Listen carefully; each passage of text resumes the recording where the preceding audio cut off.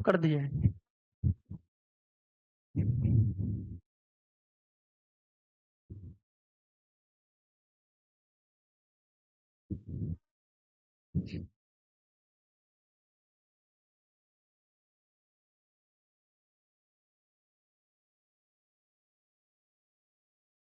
नमस्कार दोस्तों, स्वागत है आप सभी का आज के इस लाइव सेशन में। जैसा कि दोस्तों आपको पता भी होगा, हम सभी दोस्त लोग मिलके बिहार पुलिस मद्य निषेध एग्जाम को टारगेट करके जीके जीएस के लाइव सेशन चला रहे हैं, जिसमें दोस्तों हम बहुत सारे प्रश्न को एक रिवीजन के तौर पे और डिस्कशन करते हुए भी चलते हैं। साथ ही कल अचानक क्या हुआ था, लैपटॉप में जो लैपटॉप का चार्जर होता है नहीं लगा था और लैपटॉप अचानक बंद हो गया, इसीलिए लाइव सेशन बीच से कट गया होगा। आज दोस्तों लैपटॉप भी चार्ज है। आप लोग एक बार कमेंट करके बता दीजिए ऑडियो वीडियो के बारे में। ऑडियो वीडियो के बारे में साथी आप लोग बताइए और आज के इस लाइव सेशन को अपने दोस्तों में शेयर कर दीजिए और लाइक जरूर कर दीजिए। और उसके बाद आज के इस लाइव सेशन का शुरुआत हम और आप सभी दोस्त लोग मिलके कर रहे हैं। और दोस्तों आज जो है यह बिहार पुलिस मद्य निषेध एग्जाम के लिए यह सेशन 6 है। इससे पहले दोस्तों हम 5 क्लास कर चुके हैं बहुत शानदार और जबरदस्त तरीके से। चले दोस्तों आज के इस सेशन को शुरू किया जाए।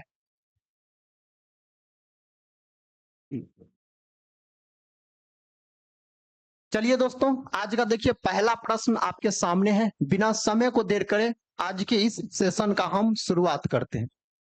पहला प्रश्न कहता है, पंचायती राज का वर्णन संविधान के किस अनुच्छेद में किया गया है। दोस्तों पंचायती राज का जो वर्णन है यह संविधान के किस अनुच्छेद में किया गया है, यह प्रश्न है। और 4 विकल्प दिया गया है। विकल्प ए में दिया गया है 40, बी में दिया गया है 45 और सी में दिया गया 36 और डी में दिया गया है 35। याद रखिएगा इसका सही उत्तर क्या होगा। आप सभी दोस्त लोग को अगर पता है तो कमेंट बॉक्स में आप सभी दोस्त लोग बताइए पंचायती राज का वर्णन संविधान के किस अनुच्छेद में किया गया है। जो दोस्त लोग ऑप्शन ए को यहाँ पर लॉक किए हैं उसका उत्तर बिल्कुल सही है। कौन दोस्तों अनुच्छेद में भारतीय राज का वर्णन किया गया, पंचायती राज का वर्णन किया गया है अनुच्छेद 40 के तहत। याद रखिएगा अनुच्छेद 40 में। और साथ ही याद रखिएगा एक बार आप पंचायती राज के बारे में, किसके बारे में तो बोल सकते हैं पंचायती राज, इसके बारे में अगर एक बार समझ लेते हैं और इससे जितने भी प्रश्न बनेंगे आप सभी दोस्त लोग याद कर लीजिएगा। दोस्तों पंचायती राज जो है ना यह बोल सकते हैं सबसे पहले लागू कहाँ हुआ। यह लागू अगर पूछा जाए तो लागू हुआ राजस्थान के नागौर जिला में। कहा मेरे भाई, तो राजस्थान के बोल सकते हैं आप नागौर जिला में यह सबसे पहले लागू हुआ था पंचायती राज व्यवस्था। और दोस्तों कब लागू हुआ यह भी बात याद रख लीजिएगा। कब लागू हुआ मेरे भाई, तो यह लागू हुआ 2 अक्टूबर 1959 को लागू हुआ। 2 अक्टूबर 1959 को बोल सकते हैं यह लागू हुआ पंचायती राज व्यवस्था। और साथ ही बोल सकते हैं पंचायती राज व्यवस्था जो है यह किस आर्टिकल से संबंधित है, यानी अनुच्छेद पूछा जाए तो इसका जो गठन है अनुच्छेद 40 से संबंधित है। किससे इसका गठन पूछा जाए तो अनुच्छेद 40 से संबंधित है। और बोल सकते हैं दोस्तों आप पंचायती राज व्यवस्था के बारे में, दूसरा राज्य कौन है पंचायती राज व्यवस्था लागू करने वाला। दूसरा अगर मेरे भाई आपसे राज्य पूछ लिया जाए तब बोल सकते हैं आंध्र प्रदेश। उस राज्य का क्या नाम है, तो आंध्र प्रदेश बोल सकते हैं। आंध्र प्रदेश याद रखिएगा, आंध्र प्रदेश। और आंध्र प्रदेश के संपूर्ण राज्य में लागू हुआ था। आंध्र प्रदेश जो है यह भाषा के आधार पर बनने वाला बोल सकते हैं भारत का पहला राज्य है। कौन, आंध्र प्रदेश। और पंचायती राज व्यवस्था से संबंधित बात किया जाए तो अनुसूची आपसे पूछा जा सकता है। दोस्तों अनुसूची पूछा जा सकता है, तो यह कौन अनुसूची में है, तो अनुसूची 11 में। कौन अनुसूची में है, तो अनुसूची साथी 11 में है, आप याद रखिएगा। और दोस्तों बोल सकते हैं पंचायती राज व्यवस्था जो बोल सकते हैं यह किस भाग में है? यह संविधान के कौन भाग में है? तो यह भाग 9 में है। किस में है? तो भाग 9 में है दोस्तों। और यह अनुच्छेद कहां से कहां तक है? अगर आपसे पूछा जाए यह अनुच्छेद कहां से कहां तक है, तो बोल सकते हैं 343 की दोस्तों 243। तो यहाँ पर याद रखिएगा आप 343 से लेके 343 के ओ तक बोल सकते हैं। कहां तक? 343 के ओ तक दोस्तों आप बोल सकते हैं पंचायती राज का वर्णन है। यहां तक अगर आप सभी दोस्तों को क्लियर है तो आप लोग एक बार कमेंट बॉक्स में बताइए और हम नेक्स्ट क्वेश्चन की तरफ बढ़ रहे हैं। और साथ ही लाइक आप लोग ने करते हैं, लाइक जरूर कर दिया कीजिए। चलिए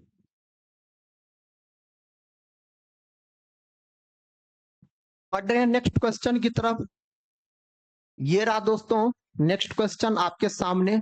इसका उत्तर अगर पता है तो आप सभी भाई बहन कमेंट बॉक्स में इस प्रश्न का उत्तर बता सकते हैं। जो क्या होगा इस प्रश्न का सही जवाब?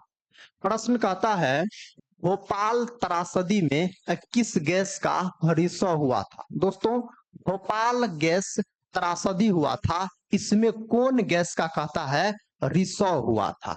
तो सबसे पहले दोस्तों भोपाल गैस त्रासदी को हम समझते हैं। किसको साथी? तो बोल सकते हैं आप भोपाल गैस त्रासदी। भोपाल गैस बोल सकते हैं आप त्रासदी।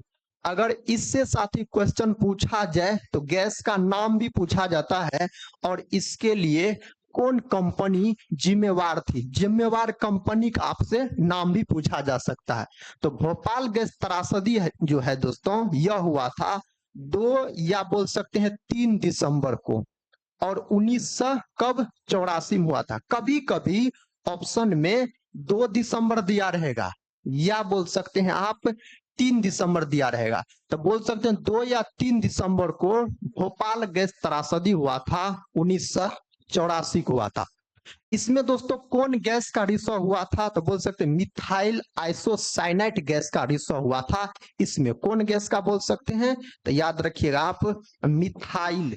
कौन दोस्तों? मिथाइल आइसोसाइनाइट, इस गैस का रिसाव हुआ था। इसको शॉर्टकट में क्या बोला जाता है? तो MIC बोला जा सकता है। आपके एग्जाम में अगर पूछा जाए भोपाल गैस त्रासदी जो है इसमें कौन गैस का रिसाव हुआ था, तो आप बोलिएगा मिथाइल आइसोसाइनेट गैस का रिसाव हुआ था। अगर मिथाइल आइसोसाइनेट गैस आपके ऑप्शन में नहीं दिया रहेगा तो आपके ऑप्शन में MIC लिखा रहेगा। तो इसको क्या कीजिएगा आप लॉक कर दीजिएगा बहुत जबरदस्त तरीके से और शानदार तरीके से। और दोस्तों इसके लिए बोल सकते हैं कौन कंपनी जिम्मेवार थी? इसके लिए कौन कंपनी जिम्मेवार थी? तो बोल सकते हैं यूनियन कार्बाइड नामक कंपनी। बोल सकते हैं आप यूनियन। कौन दोस्तों? यूनियन याद रखिएगा आप कार्बाइड। कार्बाइड, यूनियन कार्बाइड नामक कंपनी इस घटना के लिए जिम्मेवार थी। और इसमें लगभग में दोस्तों माना जाता है जो कितने लोगों की मौत हुई थी, तो बोल सकते हैं आप 3000 से 4000 के आसपास लोगों का बोल सकते हैं दर्दनाक मौत हुआ था दोस्तों। दम घुटने से 3 से 4000 लोगों के आसपास इसमें मौत हो गया था। किससे? तो दम घुटने से बोल सकते इस गैस का जो रिसाव हुआ था। यहाँ पर भोपाल गैस त्रासदी में कहता कौन गैस का रिसाव हुआ? आप सभी दोस्त लोग किसको लॉक किए? Methyl isocyanate. ऑप्शन सी जो है यहाँ पर यह क्या है? सही है। ऑप्शन सी वाले भाई आप लोग सही आंसर चुने हैं। तो कौन कौन दोस्त लोग ऑप्शन सी को चुने हैं? ऑप्शन सी वाले दोस्त आप सही हैं। बढ़े नेक्स्ट क्वेश्चन की तरफ। दोस्तों ये सब जो प्रश्न है ना, आप किसी भी एग्जाम का पेपर उठा के देखिए, कोई भी कॉम्पिटिटिव एग्जाम हो, बड़ा एग्जाम हो या छोटा एग्जाम हो, सभी एग्जाम में इस प्रकार के प्रश्न पूछे ही पूछे जाते हैं। एक बात बोले, जो यहाँ पर साथी जो जीके जीएस का हम क्लास लेते हैं आप सभी दोस्त लोग के लिए, कम से कम 2 या 2.5 घंटा का समय दिया जाए, उसके बाद बहुत शानदार तरीके से कर सकते हैं। लेकिन समय उतना नहीं रहता है। 1 घंटा 10 मिनट या 1 घंटा 5 मिनट के आसपास समय रहता है, उसमें हम बहुत सारे प्रश्न को कवर नहीं कर पाते हैं। जितना प्रश्न लेके आते हैं उतना नहीं हो पाता, लेकिन आज के सेशन में जरूर प्रयास करेंगे इसमें जितने भी प्रश्न है सारे प्रश्न कराने को। चलिए नेक्स्ट क्वेश्चन की तरफ बढ़ते हैं। ये रहा नेक्स्ट क्वेश्चन, इसका उत्तर बताइए क्या होगा।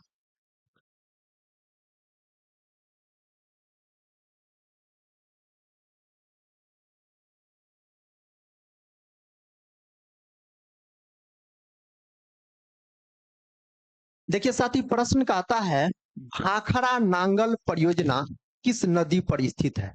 भाखड़ा नांगल परियोजना यानी बांध जो है यह कहता है कौन नदी पर स्थित है। भाखड़ा नांगल परियोजना दोस्तों यह कहाँ है, तो यह है मेरे भाई हिमाचल प्रदेश में। कहाँ है बोल सकते हैं, तो हिमाचल प्रदेश में स्थित है। अगर आपके ऑप्शन में हिमाचल प्रदेश नहीं दिया रहेगा तब क्या दिया रहेगा, तब दिया रहेगा आपको हिमाचल प्रदेश और पंजाब के बोल सकते हैं सीमा पर स्थित है, वह बोल सकते हैं आप पंजाब के सीमा पर स्थित है। कौन बांध दोस्तों, तो याद रखिएगा आप भाखड़ा नांगल बांध यानी परियोजना हिमाचल प्रदेश में स्थित है। अगर ऑप्शन में हिमाचल प्रदेश नहीं दिया रहेगा तो हिमाचल प्रदेश वह पंजाब की सीमा पर स्थित है। और बोल सकते यह बांध जो है साथी भाखड़ा नांगल बांध यानी परियोजना जो है यह बोल सकते हैं आप इसका जो निर्माण हुआ था, कब इसका निर्माण कार्य हुआ था। इसका जो दोस्तों निर्माण कार्य शुरू हुआ था, निर्माण कार्य जो इसका शुरू हुआ था कब हुआ था, इसका निर्माण कार्य शुरू हुआ 1948 में। कब, 1948 में। लेकिन याद रखिएगा आप यह बनकर तैयार कब हुआ, यानी इसका जो पूरा निर्माण हो गया, निर्माण कार्य शुरू हुआ 1948 में और पूरा जो बनकर तैयार हुआ बोल सकते हैं यह कब, तो 1963 के आसपास। कब, 1963 के आसपास। तो सही उत्तर यहाँ पर क्या हो जाएगा, और यहीं पर लिख लीजिए कौन नदी पर इस बांध का निर्माण किया गया है। कौन नदी पर, तो बोल सकते हैं आप सतलज नदी पर। सतलज नदी पर दोस्तों इस बांध का निर्माण किया गया है। जो साथी ऑप्शन ए को लॉक किए हैं उसका उत्तर तो बिल्कुल सही है। सतलुज नदी बोलिए या सतलज नदी बोलिए, भाखड़ा नांगल परियोजना सतलज नदी पर है। ऑप्शन ए सही उत्तर है। कौन कौन दोस्त लोग ऑप्शन ए को लॉक किए हैं, जो साथी ऑप्शन ए को लॉक किए हैं उसका उत्तर बिल्कुल सही है। दोस्तों अगर चिनाब नदी का हम बात करते हैं, कौन नदी का, चिनाब नदी का, तो चिनाब नदी पर कौन कौन बांध है, तो यहाँ पर बोल सकते हैं दुलहस्ती बांध। दुलहस्ती बांध जो है ना यह चिनाब नदी पर है, याद रखिएगा। और दोस्तों कौन बांध बोल सकते हैं, सलाल परियोजना या सलाल बांध बोल सकते हैं, सलाल। दोस्तों सलाल बांध जो है यह भी है आपको चिनाब नदी पर है, याद रखिएगा। यही दोस्तों ब्यास नदी पर पूछा जाए ना तो ब्यास नदी पर पोंग बांध बनाया गया है। कौन बांध, तो पोंग बांध जो है यह ब्यास नदी पर बनाया गया है। झेलम जो नदी है ना दोस्तों, झेलम नदी, इस पर उड़ी बांध बनाया गया। कौन बांध, तो उड़ी बांध बोल सकते हैं, यह झेलम नदी पर बनाया गया है, याद रखिएगा।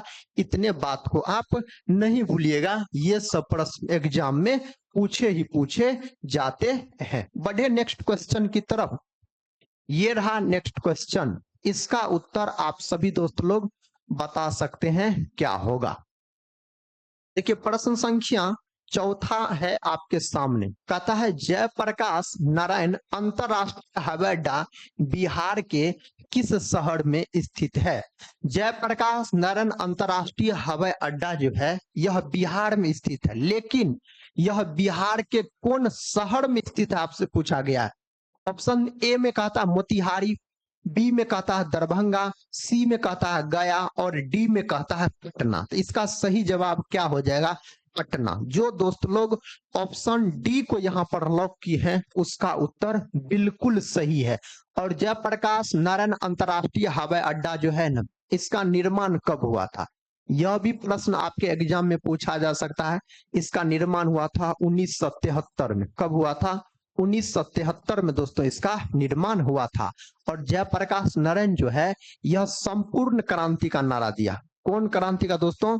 तो संपूर्ण क्रांति का नारा मेरे भाई अगर आपसे पूछा है किसने दिया, तो बोल सकते हैं आप जयप्रकाश नारायण के द्वारा दिया गया। जयप्रकाश नारायण जो है ना दोस्तों, इसको गिरफ्तार करके कौन जेल में रखा गया था? तो हजारीबाग जेल में रखा गया, गिरफ्तार करके भारत छोड़ो आंदोलन में। कौन आंदोलन में? तो भारत छोड़ो आंदोलन में, याद रखिएगा, इसको गिरफ्तार करके हजारीबाग जेल में रखा गया था। और जयप्रकाश नारायण को आपसे पूछा जा सकता है जो मैग्सेसे पुरस्कार, मैग्सेसे पुरस्कार दोस्तों इसको कब दिया गया? तो इसको दिया गया था 1965 के आसपास, 1965 में। और भारत रत्न दोस्तों, इसको जो भारत रत्न है कब दिया गया?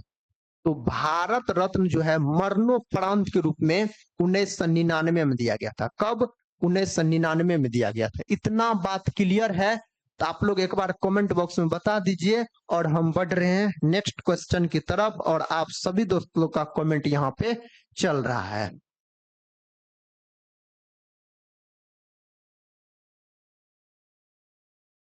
देखिए ये रहा नेक्स्ट क्वेश्चन।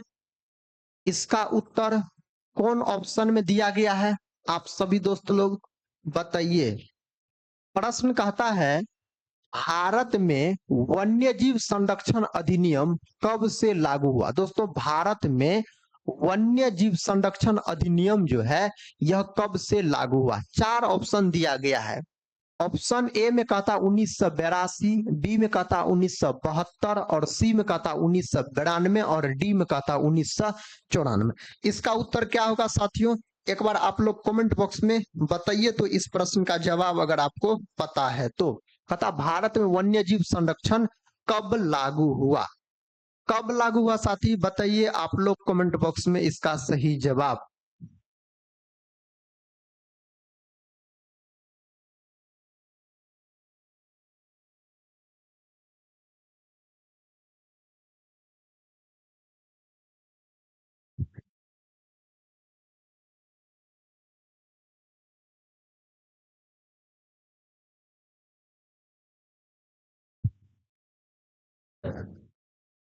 इसका सही जवाब साथी क्या हो जाएगा इस प्रश्न का? इस प्रश्न का सही जवाब 1972 हो जाएगा। जो दोस्त लोग ऑप्शन बी को लॉक किए हैं उसका उत्तर बिल्कुल सही है। और यह प्रश्न एग्जाम में पूछा गया, भारत में वन्यजीव संरक्षण अधिनियम जो है यह कब से लागू हुआ? तो 1972 से लागू हुआ है। देखिए अगला प्रश्न ये रहा, इसका उत्तर क्या होगा दोस्तों बताइए। प्रश्न संख्या 6 आपके सामने है। प्रश्न कहता है भारत की वित्तीय राजधानी है। दोस्तों भारत का वित्तीय राजधानी कहाँ है? दिल्ली, बेंगलुरु, हैदराबाद और मुंबई। क्या होगा दोस्तों इसका सही जवाब? इसका सही जवाब हो जाएगा मुंबई। क्या हो जाएगा? मुंबई। जो दोस्त लोग ऑप्शन डी को लॉक किए हैं उसका उत्तर बिल्कुल सही है। भारत का जो वित्तीय राजधानी है यह मुंबई में स्थित है। और मुंबई में दोस्तों बोल सकते हैं, मुंबई में जो है गेटवे ऑफ इंडिया भी है। बोल सकते हैं gateway of India. Gateway of India कहाँ स्थित है? तो यह है आपको मुंबई में स्थित है। मुंबई को 7 टापुओं का शहर भी कहा जाता है। 7 टापुओं का शहर कहा जाता है मुंबई को। मुंबई को दोस्तों बोल सकते हैं आप भारत का प्रवेश द्वार के नाम से भी जाना जाता है। भारत के प्रवेश द्वार के नाम से जाना जाता है किसको? मुंबई को, याद रखिएगा। हैदराबाद जो है यह मूसी नदी के किनारे स्थित है। यह प्रश्न कई दफा एग्जाम में पूछा गया। बेंगलुरु जो है यह कर्नाटक की राजधानी है। और बोल सकते हैं बेंगलुरु में इसरो का मुख्यालय, किसका मुख्यालय है दोस्तों? इसरो का मुख्यालय कहाँ है? बेंगलुरु में। बेंगलुरु को बगीचों का शहर भी कहा जाता है। दिल्ली जो है, दिल्ली, यहाँ पर क्या स्थित है? India gate. इंडिया गेट जो है यह कहाँ स्थित है? दिल्ली में। और भारत का वित्तीय राजधानी दोस्तों मुंबई। वित्तीय वर्ष अपना भारत में कब से कब तक को माना जाता है? भारत में दोस्तों बोल सकते हैं आप वित्तीय वर्ष जो है, वित्तीय वर्ष यह कब से कब तक को माना जाता है? कौन वर्ष? तो वित्तीय वर्ष। इसको भी याद रख लीजिए। इसको बोल सकते हैं आप कब? जो 1 अप्रैल से 31 मार्च। 1 अप्रैल से दोस्तों बोल सकते हैं 31 मार्च, इसको क्या कहा जाता है? वित्तीय वर्ष कहा जाता है। 1 अप्रैल से 31 मार्च को बोल सकते हैं। इसका सही जवाब जो दोस्त लोग ऑप्शन डी को लॉक किए हैं उसका उत्तर बिल्कुल सही है। बढ़ते हैं नेक्स्ट क्वेश्चन की तरफ। ये रहा नेक्स्ट क्वेश्चन। क्वेश्चन संख्या 7 आपके सामने है। क्वेश्चन कहता है विधानसभा का नेता होता है। दोस्तों विधानसभा का नेता कौन होता है? ऑप्शन ए में कहता मुख्यमंत्री, ऑप्शन बी में दिया गया राज्यपाल, ऑप्शन सी में दिया गया उप मुख्यमंत्री और डी में दिया गया विधानसभा अध्यक्ष। इसका सही जवाब ऑप्शन ए में दिया गया। कौन होता है? मुख्यमंत्री होता है। मुख्यमंत्री बोल सकते हैं विधानसभा का नेता होता है। और बिहार में याद रखिएगा आप, बिहार में विधानसभा का जो सीट है, बिहार में विधानसभा का जो दोस्तों सीट है कितना है? बिहार में विधानसभा का सीट है आपको 243। कितना है दोस्तों? 243 सीट है बिहार में विधानसभा का। इसमें बोल सकते हैं आप जो अनुसूचित अनुसूचित जाति यानी बोल सकते हैं एससी, इसके लिए निर्धारित किया गया कितना सीट? तो 38 बोल सकते हैं। इसी में बोल सकते हैं आप जो अनुसूचित अनुसूचित जनजाति जनजाति इसको बोला जाता है एसटी। इसके लिए दोस्तों कितना सीट निर्धारित किया गया है? तो 2 सीट आप बोल सकते हैं इसके लिए निर्धारित किया गया है। तो सही जवाब ऑप्शन ए हो जाएगा। मुख्यमंत्री को शपथ ग्रहण कौन करवाता है? राज्यपाल। याद रखिएगा कौन?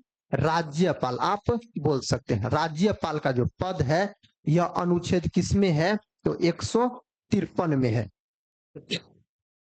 153 अनुच्छेद में राज्यपाल का पद है। देखिए अगला प्रश्न, प्रश्न संख्या 8 आपके सामने है और यह बहुत शानदार प्रश्न है।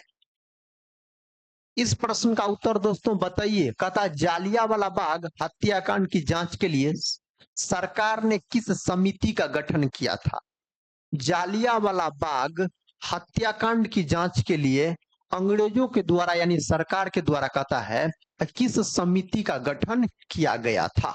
इसका सही उत्तर क्या होगा? आप सभी दोस्त लोग कमेंट बॉक्स में बताइए। कहता है चेम्स फोर्ड समिति, मॉन्टेग्यू समिति और डायर समिति और हंटर समिति। इसका सही उत्तर दोस्तों क्या होगा? प्रश्न संख्या 8 आपके सामने है और आप सभी दोस्त लोग कमेंट बॉक्स में भी उत्तर बता सकते हैं। इसका सही जवाब दोस्तों क्या हो जाएगा? हंटर आयोग यानी हंटर समिति का गठन किया गया था जालियांवाला बाग हत्याकांड के जांच के लिए अंग्रेज के द्वारा। जालियांवाला बाग हत्याकांड जो दोस्तों है ना, कब हुआ था? तो यह घटना होता है आपको 13 अप्रैल 1919 को यह घटना होता है। कहाँ होता है? तो यह घटना होता है पंजाब के अमृतसर में। कहाँ होता है? तो पंजाब के दोस्तों बोल सकते हैं आप अमृतसर में यह घटना होता है। और उस दिन कौन त्योहार था? तो बैसाखी त्योहार के दिन बोल सकते हैं आप। कौन त्योहार के दिन? तो बैसाखी त्योहार के दिन दोस्तों यह घटना हुआ था। और बोल सकते हैं गोली चलाने का आदेश कौन दिया? दोस्तों इसमें बोल सकते हैं आप गोली चलाने का जो आदेश दिया गया था किसके द्वारा दिया गया? किसके द्वारा दोस्तों दिया गया था? रेजिनॉल्ड डायर के द्वारा। रेजिनॉल्ड डायर के द्वारा दोस्तों गोली चलाने का आदेश दिया गया था। और यह जो जालियांवाला बाग हत्याकांड है इसको सपोर्ट करने के लिए यानी दोस्तों इसको जो सरकार को यानी बोल सकते हैं अंग्रेज को किसने सहायता किया था? कौन भारतीय भी पूछा जा सकता है। कौन भारतीय दोस्तों इसको सहायता किया था? तो उसका नाम है हंसराज। कौन साथी? तो हंसराज। याद रखिएगा हंसराज। इसी का बदला लेने के लिए जालियांवाला बाग हत्याकांड का बदला लेने के लिए सरदार उधम सिंह, कौन दोस्तों? सरदार उधम सिंह बोल सकते हैं कब याद रखिएगा, तो 1940 में। 1940 में दोस्तों जनरल ओ डायर को गोली मारकर इसका मौत का घाट उतार दिया, यानी हत्या कर दिया जनरल ओ डायर को दोस्तों, जनरल ओ डायर को। और गोली कैसे लेके गया था, तो किताब में बंद करके आप बोल सकते हैं, उसके आकार का खचाल काट के। तो जनरल ओ डायर को 1940 में उधम सिंह ने बोल सकते हैं गोली मारकर हत्या कर दिया था। लेकिन जालियांवाला बाग हत्याकांड जो है ना साथी, इसके समय वायसराय कौन थे, तो लॉर्ड चेम्सफोर्ड बोल सकते थे, चेम्सफोर्ड बोल सकते हैं, इसके समय वायसराय थे जालियांवाला बाग हत्याकांड के समय, याद रखिएगा। और साथ ही एक प्रश्न आपसे पूछा जा सकता है, जालियांवाला बाग हत्याकांड जो है इसके जांच के लिए तो अंग्रेज के द्वारा कौन समिति का गठन किया गया था, हंटर आयोग का। लेकिन कांग्रेस के द्वारा कौन समिति का गठन किया गया, किसके द्वारा दोस्तों, तो बोल सकते कांग्रेस INC के द्वारा किसका गठन किया गया था, कौन समिति का, तो बोल सकते आप तहकाकित बोलिए, तहकित दोस्तों, तहकाकित, यह समिति का गठन किया गया था। और इसका जो अध्यक्ष था दोस्तों कौन, तो बोल सकते हैं आप मदन मोहन मालवीय, मदन मोहन याद रखिएगा आप मालवीय इसका अध्यक्ष था।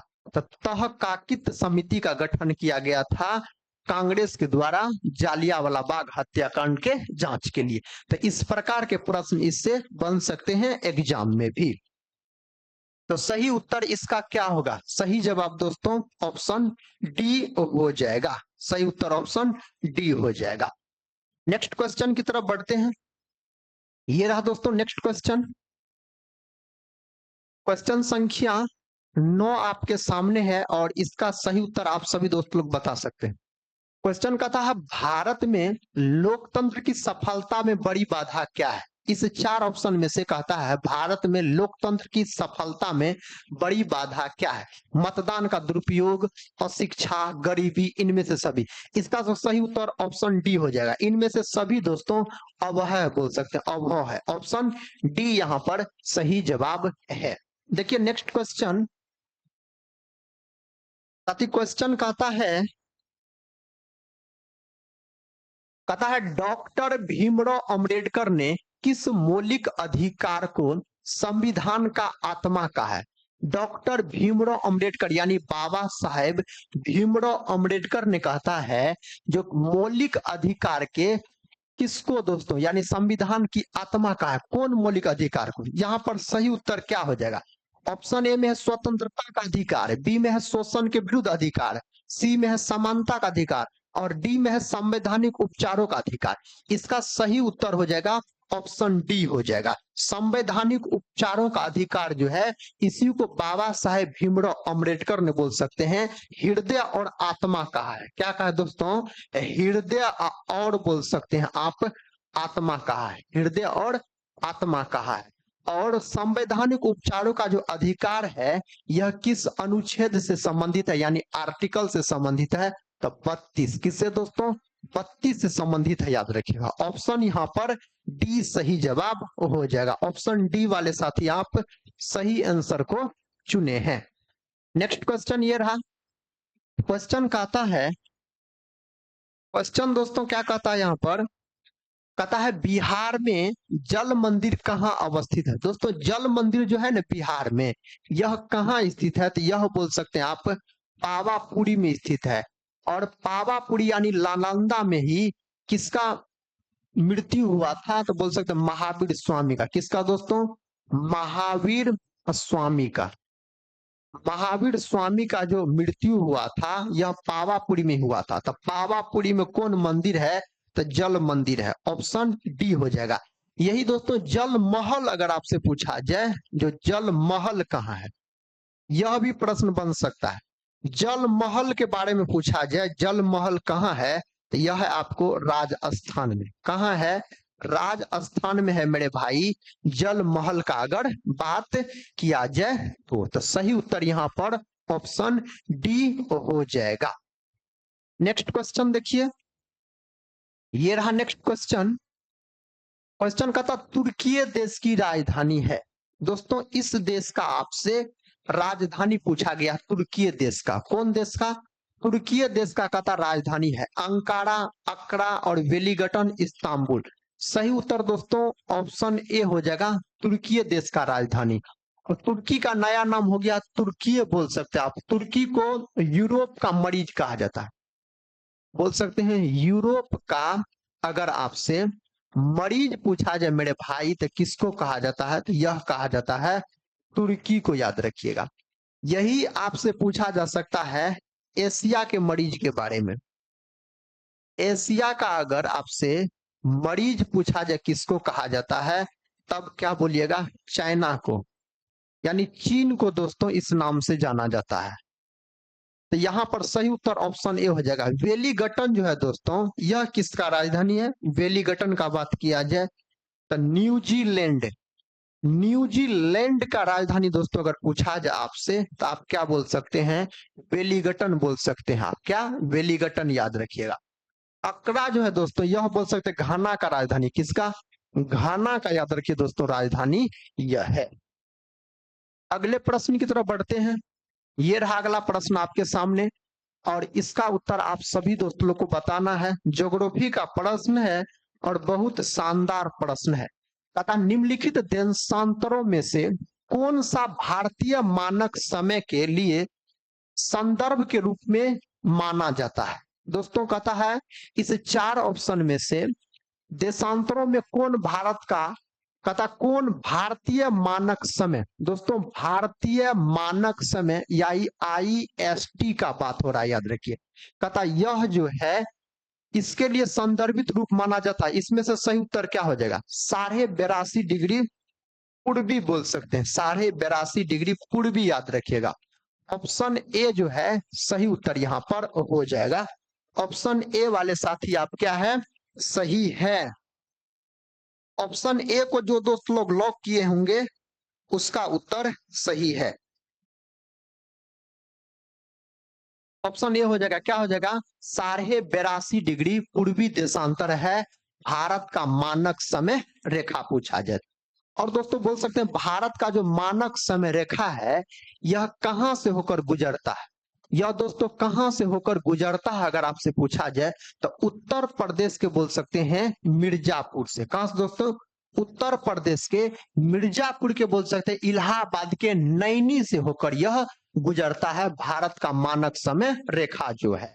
और बोल सकते हैं साथी आप यहाँ पर, यह रेखा जो है भारत के कितने राज्य से होकर गुजरता है? तो भारत के 5 राज्य से होकर यह रेखा गुजरता है। भारत के कितने राज्य से होकर? तो 5 राज्य से होकर दोस्तों यह रेखा गुजरता है। और दोस्तों क्या बोल सकते हैं, भारत का जो मानक समय रेखा है यह बोल सकते हैं GMT, यानी दोस्तों बोल सकते हैं ग्रीनविच मीन टाइम। क्या बोल सकते हैं आप? Greenwich mean time. इससे कितना आगे है? तो इससे दोस्तों 5.5 घंटा आगे है। कितना घंटा आगे है? 5.5 घंटा आगे है। भारत का जो मानक समय है यह GMT यानी ग्रीनविच मीन टाइम से 5.5 घंटा आगे है। 5.5 घंटा दोस्तों क्या है? तो आगे है, यह बात याद रखिए। सही उत्तर ऑप्शन यहाँ पर ए हो जाएगा। जो दोस्त लोग ऑप्शन ए को लॉक किए हैं उसका उत्तर बिल्कुल सही है।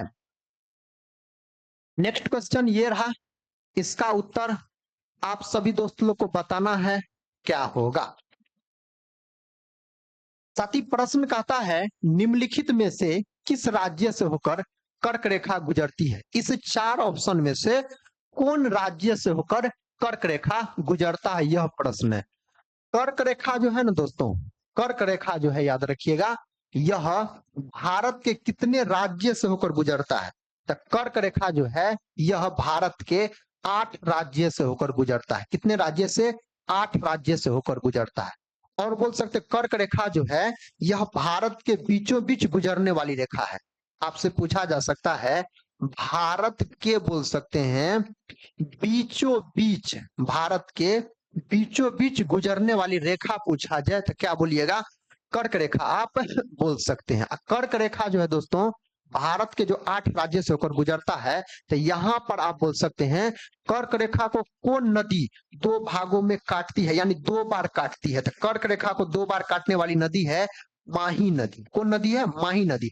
और माही नदी जो कर्क रेखा को 2 बार काटती है, यह कहाँ काटती है? तो इस बात को भी याद रखिएगा, मध्य प्रदेश में। कहाँ दोस्तों? मध्य प्रदेश में बोल सकते हैं काटती है कर्क रेखा को 2 बार। कौन नदी? तो माही नदी याद रखिएगा। और बोल सकते हो दोस्तों, कर्क रेखा पर स्थित कौन राज्य का राजधानी है? यह भी देखिए, इस प्रकार के प्रश्न आपके एग्जाम में पूछे जाएंगे। ये बात तो सबको याद है, जो कर्क रेखा भारत के बीचों बीच गुजरने वाली रेखा है। ए, आप वहां से तू हट, यहाँ चल।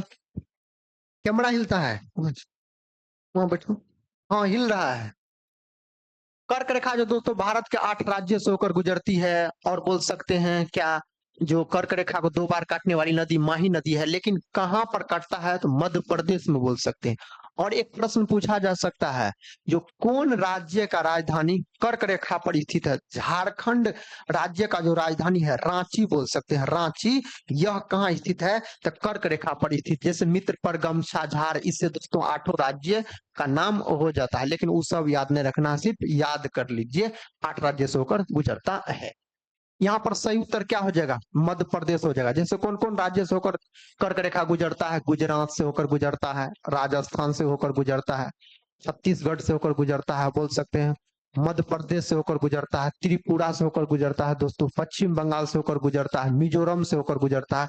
ये सब राज्य है जिससे होकर कर्क रेखा गुजरता है। बढ़े नेक्स्ट क्वेश्चन की तरफ। ये रहा दोस्तों नेक्स्ट क्वेश्चन आपके सामने। इसका सही उत्तर क्या हो जाएगा? क्वेश्चन कहता है, भारतीय संविधान की प्रस्तावना में 42वें संविधान संशोधन द्वारा कौन से शब्द जोड़े गए थे? 42वां संविधान संशोधन जो है यह 1976 में हुआ था। कब हुआ था? 1976 में। और इसके द्वारा बोल सकते हैं संविधान संशोधन के प्रस्तावना में 3 गो शब्द जोड़ा गया था। कौन कौन? तो समाजवादी, धर्मनिरपेक्ष और राष्ट्र की अखंडता। अखंडता शब्द जोड़ा गया। और इसके बारे में दोस्तों हम कल वाले क्लास में चर्चा कर चुके हैं। और 42वां संविधान संशोधन जो है, इसी को लघु संविधान संशोधन कहा जाता है। लघु बोल सकते हैं आप, संविधान संशोधन के नाम से भी इसको जाना जाता है। और यही संविधान संशोधन के तहत 10 गो मौलिक कर्तव्य को भी जोड़ा गया। 10 बोल सकते हैं मौलिक कर्तव्य को दोस्तों जोड़ा गया। कौन संविधान संशोधन के तहत? तो 42वां संविधान संशोधन के तहत जोड़ा गया था। बढ़े नेक्स्ट क्वेश्चन की तरफ। ये रहा नेक्स्ट क्वेश्चन। इसका उत्तर साथियों क्या होगा? सही उत्तर बताइए इस प्रश्न का। प्रश्न संख्या 16 है। यहाँ पर कहता डैश से यानी किससे होकर निकलने वाली महानंदा नदी गंगा की एक सहायक नदी है। गंगा की कहता सहायक नदी है, किससे निकलने वाली? महानदी गंगा नदी की एक सहायक नदी है। 4 ऑप्शन आपके सामने दिया गया है। कहता कैमूर की पहाड़ियों, नंदा देवी शिखर, छोटा नागपुर पठार, दार्जिलिंग की पहाड़ियां। आप सभी दोस्त लोग का हम कमेंट देख रहे हैं। आप सभी दोस्त लोग सही उत्तर बताइए, अगर आपको पता है तो क्या होगा। प्रश्न संख्या दोस्तों 16 आपके सामने है और इसका सही उत्तर आप सभी दोस्त लोग को क्या करना है? बताना है। एक बार दोस्तों लाइक वाला बटन को दबा दीजिए।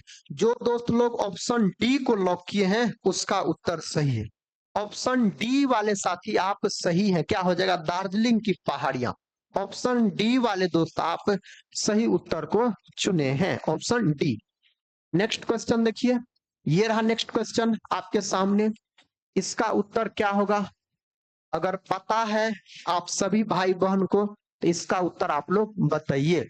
प्रश्न कहता है निम्नलिखित में से कौन सा भारत का एक पारंपरिक खेल है? दोस्तों भारत का एक पारंपरिक खेल इनमें से कौन है? ऑप्शन ए कहता वॉलीबॉल, ऑप्शन बी कहता है कबड्डी, ऑप्शन सी कहता है फुटबॉल, ऑप्शन डी कहता है बास्केटबॉल। याद रखिएगा इसका सही उत्तर दोस्तों क्या हो जाएगा? ऑप्शन बी हो जाएगा। कबड्डी जो है बोल सकते हैं भारत का एक पारंपरिक खेल है, याद रखिएगा। वैसे तो दोस्तों अपना भारत का अगर राष्ट्रीय खेल पूछ लिया जाए, भारत का राष्ट्रीय खेल, तब क्या बोलिएगा? हॉकी जो है भारत का राष्ट्रीय खेल है। हॉकी में खिलाड़ियों की संख्या 11 होता है, याद रखिएगा। यही कबड्डी जो है दोस्तों, कबड्डी यह बोल सकते हैं आप बांग्लादेश का। साथ ही बांग्लादेश का राष्ट्रीय खेल अगर पूछा जाए तो कबड्डी है। कबड्डी में खिलाड़ियों की संख्या पूछा जाए तो 7 बोल सकते हैं। कितना होता है? 7 होता है दोस्तों कबड्डी में खिलाड़ियों की संख्या पूछा जाए तो। यहाँ पर जो साथी फुटबॉल है ना, फुटबॉल बोल सकते हैं। फुटबॉल जो है यह ब्राजील का राष्ट्रीय खेल है। और किसका बोल सकते हैं? फ्रांस का बोल सकते हैं। और किसका दोस्तों बोल सकते हैं आप? पुर्तगाल का बोल सकते हैं। किसका? पुर्तगाल का बोल सकते हैं। ये सब देश का राष्ट्रीय खेल पूछा जाए तो फुटबॉल है। क्या है? फुटबॉल है, याद रखिएगा। वॉलीबॉल का बात करते हैं, जैसे श्रीलंका का पूछा जाए आपसे। किसका? श्रीलंका का पूछा जाए तो आप बोल सकते हैं यह क्या है? वॉलीबॉल है। लेकिन भारत का पारंपरिक पूछा जाए तो कबड्डी, याद रखिएगा। कबड्डी में खिलाड़ियों की संख्या कितना होता है? तो 7 होता है। नेक्स्ट क्वेश्चन ये रहा। इसका उत्तर आप सभी दोस्त लोग बताइए अगर पता है तो। इस प्रश्न का सही जवाब क्या होगा? साथ ही प्रश्न कहता है निम्नलिखित में से किसने कहता माइक्रो फाइनेंस यानी सूक्ष्म वित्त के ग्रामीण मॉडल को बताया? इनमें से किसके द्वारा बताया गया है? इस 4 ऑप्शन में से सही उत्तर अगर आप सभी दोस्त लोग को पता है तो आप लोग कमेंट बॉक्स में बता सकते हैं। हम आप सभी दोस्त लोग का कमेंट देख रहे हैं कौन दोस्त का आंसर सबसे पहले आता है। साथ ही इसका सही उत्तर क्या हो जाएगा? ऑप्शन ए में कहता है डॉक्टर मनमोहन सिंह, बी में कहता है दोस्तों मोहम्मद यूनुस, और सी में कहता अमर्त्य सेन, और डी में कहता अभिजीत बनर्जी। साथ ही आपका कमेंट यहाँ पे चल रहा है। जो दोस्त लोग ऑप्शन बी को लॉक किए हैं, प्रोफेसर बोल सकते हैं मोहम्मद यूनुस, इसके द्वारा बताया गया था माइक्रो फाइनेंस यानी सूक्ष्म वित्त के ग्रामीण मॉडल के बारे में मोहम्मद यूनुस के द्वारा बताया गया। तो मोहम्मद यूनुस, जो दोस्त लोग ऑप्शन बी को लॉक किए हैं उसका उत्तर बिल्कुल सही है, याद रखिएगा। मनमोहन सिंह जो है दोस्तों, मनमोहन सिंह यह भारत के बोल सकते हैं वित्त मंत्री भी हुए, और बोल सकते हैं प्रधानमंत्री भी हुए। प्रधानमंत्री भी हुए दोस्तों डॉक्टर मनमोहन सिंह, और वित्त मंत्री भी हुए। नेक्स्ट क्वेश्चन ये रहा। इसका उत्तर क्या होगा? प्रश्न आपके सामने है और उत्तर आप सभी दोस्तों लोग को कमेंट बॉक्स में बताना है। कहता है भारत की प्रथम विधिवत जनगणना का वर्ष है। दोस्तों भारत का कहता प्रथम विधिवत जनगणना का कहता है जो वर्ष था।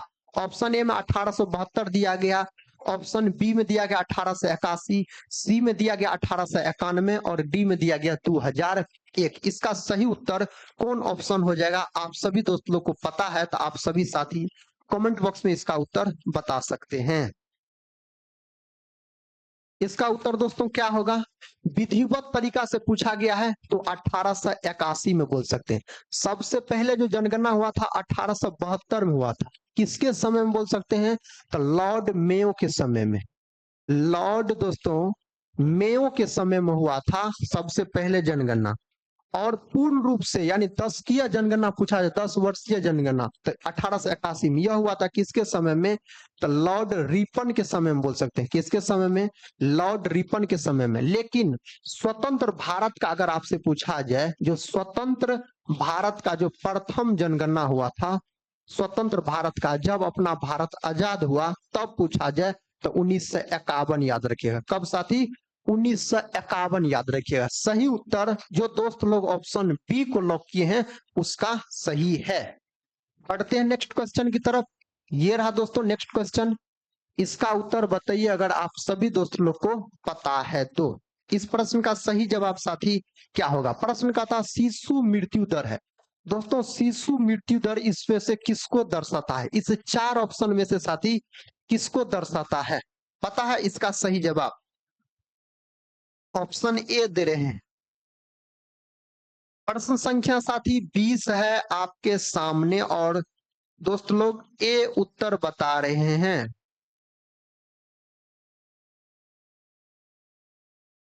ये बता रहे कथा उस विशेष वर्ष में पैदा हुए 1000 जीवित बच्चों के अनुपात के रूप में 1 वर्ष की आयु से पहले मरने वाले बच्चों की संख्या यह शिशु मृत्यु दर को दर्शाता। बिल्कुल सही है। ऑप्शन ए वाले दोस्त आप सही उत्तर चुने हैं। ऑप्शन ए जो दोस्त लोग लॉक किए हैं उसका उत्तर बिल्कुल सही है। नेक्स्ट क्वेश्चन देखिए ये रहा। इसका सही उत्तर साथी क्या होगा?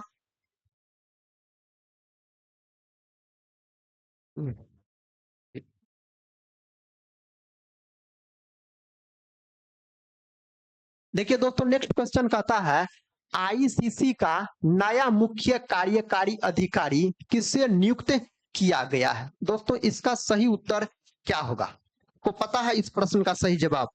दोस्तों एक बार लाइक वाले बटन को दबा दीजिए, लाइक वाले बटन को दोस्तों एक बार आप लोग दबा दीजिए। कहता है आईसीसी, किसका बात हो रहा है दोस्तों? आईसीसी का बात हो रहा है।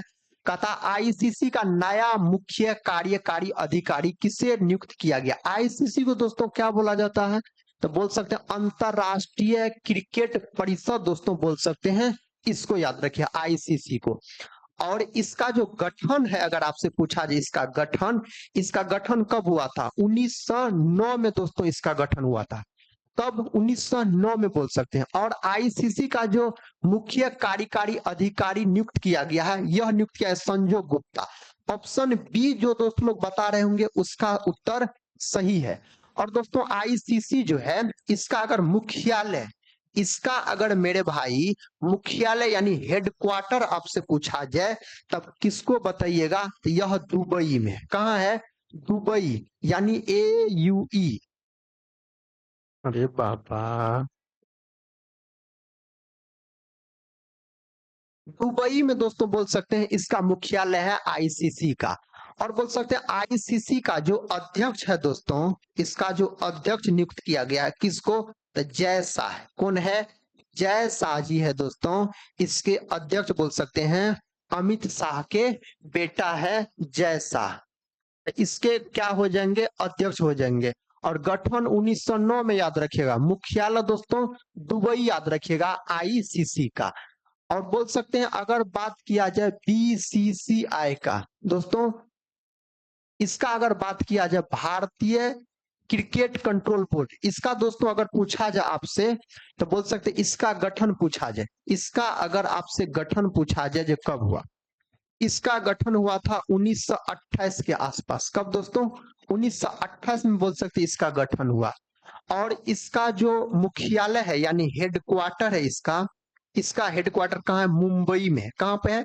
मुंबई में दोस्तों इसका हेडक्वार्टर है। लेकिन इसका अध्यक्ष अगर आपसे पूछा जाए, इसका अगर आपसे अध्यक्ष पूछा जाए तो क्या बोलिएगा? इसका अध्यक्ष बोल सकते हैं आप मिथुन, क्या दोस्तों? मिथुन मनहास है, बोल सकते हैं आप मिथुन मनहास। मिथुन मनहास जो है दोस्तों इसका क्या है? अध्यक्ष है।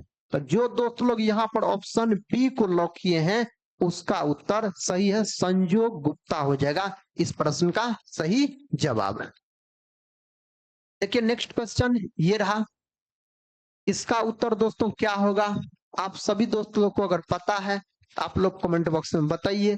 प्रश्न कहता है एक उत्तल दर्पण के सामने रखी वस्तु का प्रतिबिंब कहाँ बनेगा। एक उत्तल दर्पण के सामने दोस्तों कहता है रखी वस्तु का प्रतिबिंब कहाँ बनेगा? फोकस पर बनेगा, अनंत पर बनेगा, वक्रता केंद्र यानी सी पर बनेगा, ध्रुव और फोकस के बीच बनेगा। कौन कौन दोस्त लोग इस प्रश्न का सही उत्तर बता रहे हैं? कौन कौन दोस्त लोग इस प्रश्न का सही उत्तर बता रहे हैं? प्रश्न संख्या साथी 22 आपके सामने है और आप सभी दोस्त लोग को उत्तर चूज करना है जो क्या होगा। क्या होगा साथी इसका सही जवाब? कहता एक उत्तल दर्पण के सामने रखी वस्तु का प्रतिबिंब कहाँ बनेगा? कहता फोकस में बनेगा, अनंत पर, वक्रता केंद्र पर और ध्रुव और फोकस के बीच। ऑप्शन साथी यहाँ पर क्या होना चाहिए? ऑप्शन डी होना चाहिए। ध्रुव यानी बोल सकते हैं पी और फोकस यानी बोल सकते हैं एफ। तो याद रखिएगा पी और एफ के बीच बनेगा अगर एक उत्तल दर्पण के सामने रखी वस्तु का प्रतिबिंब पूछा जाए तो। उत्तल दर्पण जो है ना इसका उपयोग भी पूछा जा सकता है। इसका उपयोग अगर पूछा जाए उत्तल दर्पण का तो बोल सकते हैं साइड मिरर के रूप में। दोस्तों गाड़ी में बोल सकते हैं साइड मिरर के रूप में, साइड मिरर के रूप में याद रखिएगा इस दर्पण का प्रयोग किया जाता है। कौन दर्पण का? तो उत्तल दर्पण का बोल सकते हैं। और दोस्तों उत्तल दर्पण का प्रयोग किस में किया जाता है? तो साइड मिरर के रूप में बोल सकते हैं इसका प्रयोग किया जाता है। और दर्पण वाला बात हुआ दोस्तों, तो दर्पण में बोल सकते हैं सभी दूरियां, दर्पण में सभी दूरियां जो है ध्रुव से मापा जाता है। किससे? तो ध्रुव से, यानी पोल जिसको इंग्लिश में बोला जाता है, पी से सूचित किया जाता है। यही लेंस में अगर पूछा जाए सभी दूरियां किससे मापा जाता है, तो लेंस में प्रकाशीय केंद्र से, यानी ओ से मापा जाता है। तो बोल सकते हैं आप प्रकाशीय केंद्र से मापा जाता है, प्रकाशीय केंद्र से, याद रखिएगा। लेंस दोस्तों दो गोला का भाग होता है। लेंस जो है यह दो गोला का भाग होता है, लेकिन दर्पण जो है, दर्पण यह एगो गोला का भाग होता है। तो एक गोला का भाग होता है आपको दर्पण, लेंस कितने गोला का भाग होता है? तो दो गोला का भाग होता है। ये रहा नेक्स्ट क्वेश्चन। इसका उत्तर दोस्तों क्या होगा? आप लोग कमेंट बॉक्स में बताइए अगर आपको पता है तो।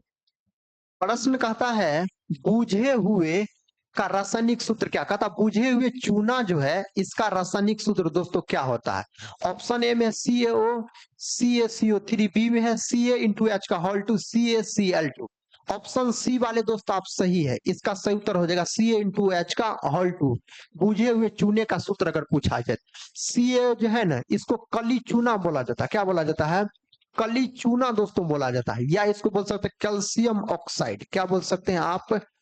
कैल्शियम ऑक्साइड, याद रखिएगा, कैल्शियम ऑक्साइड बोल सकते हैं, इसको बोला जाता है।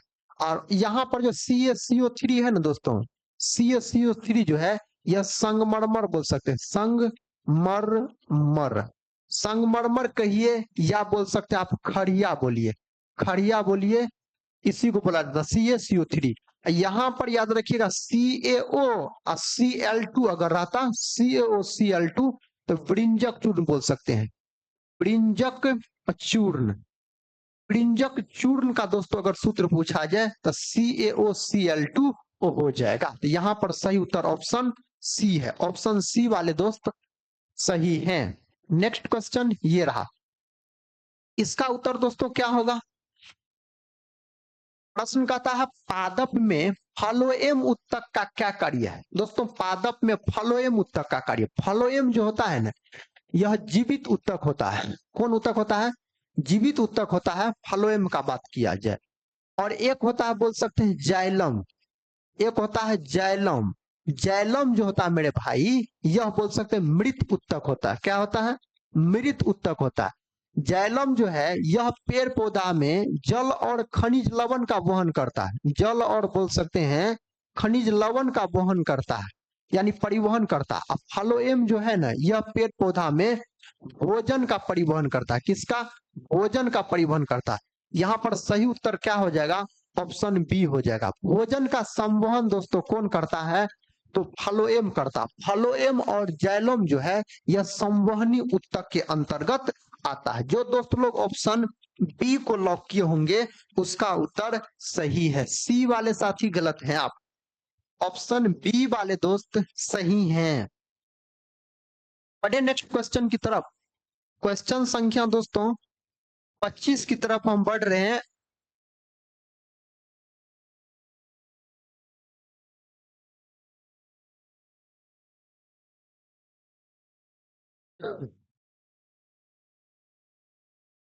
ये रहा नेक्स्ट क्वेश्चन।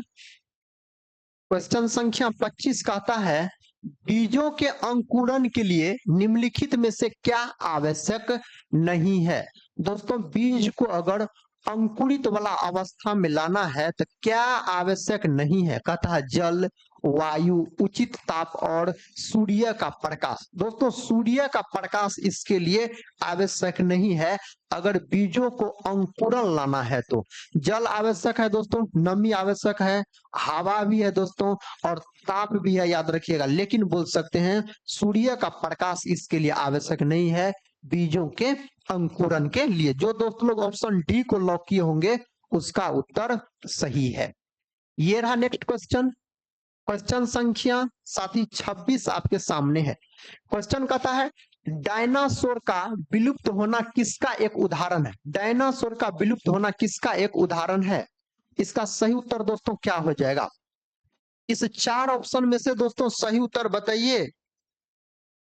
प्रश्न संख्या 26 दोस्तों आपके सामने है और इसका सही उत्तर आप सभी दोस्त लोग को कमेंट बॉक्स में बताना है जो क्या होगा। अतः कृत्रिम चयन, जाति उद्वहन, जीवाश्म निर्माण और विलोपन दोस्तों क्या होगा?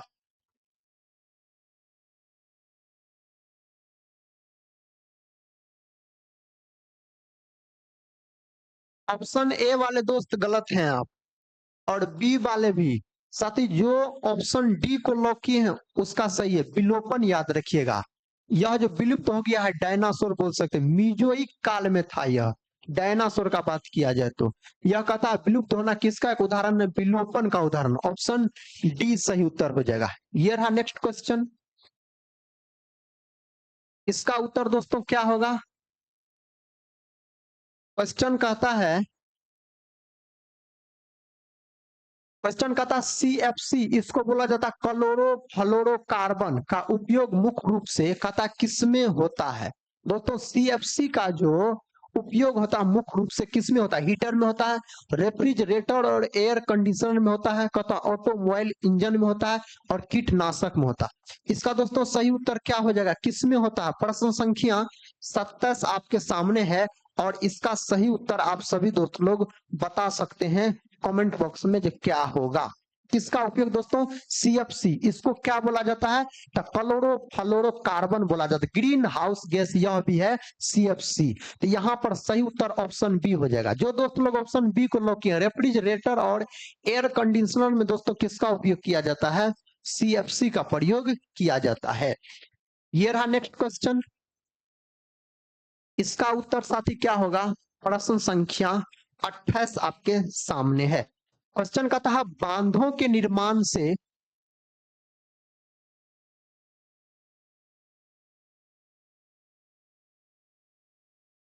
अतः बांधों के निर्माण से कौन सी पर्यावरणीय समस्या उत्पन्न हो सकती है?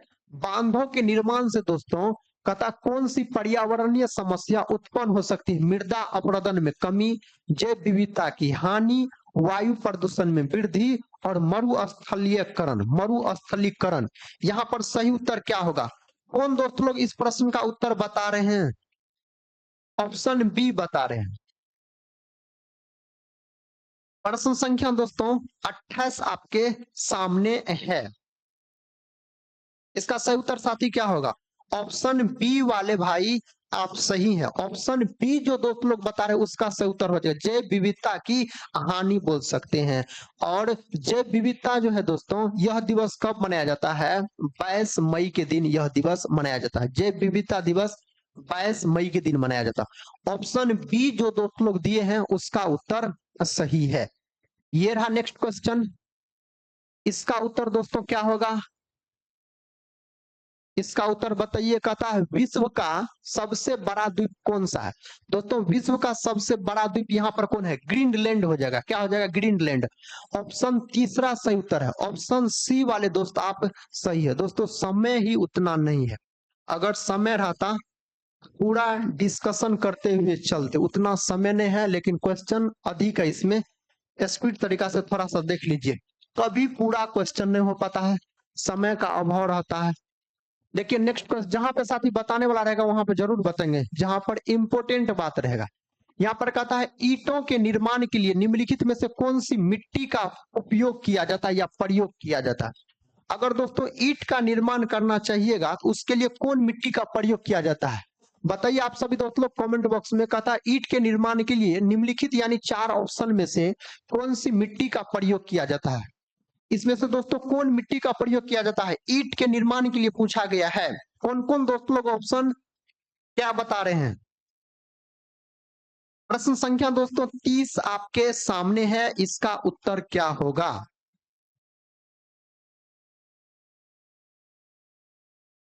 ईंट के निर्माण के लिए दोस्तों कौन मिट्टी हो जाएगा? लाल पीली मिट्टी आप बोल सकते हैं, लाल पीली मिट्टी। लेटराइट मिट्टी जो है ना, यह चाय की खेती के लिए बहुत महत्वपूर्ण माना जाता है। भारत के मिट्टी को 8 भागों में बांटा गया। कितने भागों में? 8 भागों में। इसमें जो काली मिट्टी होता है ना, काली मिट्टी, इसको बोला जाता है रेगुड मृदा के नाम से भी जाना जाता है।